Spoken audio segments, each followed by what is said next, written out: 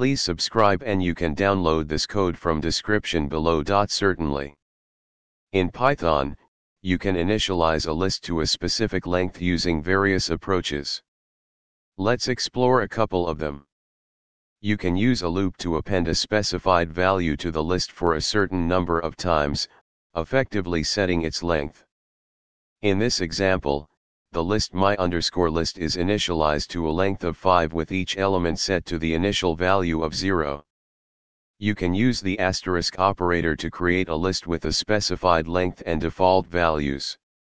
This method creates a list with the specified length, and each element is set to the specified initial value.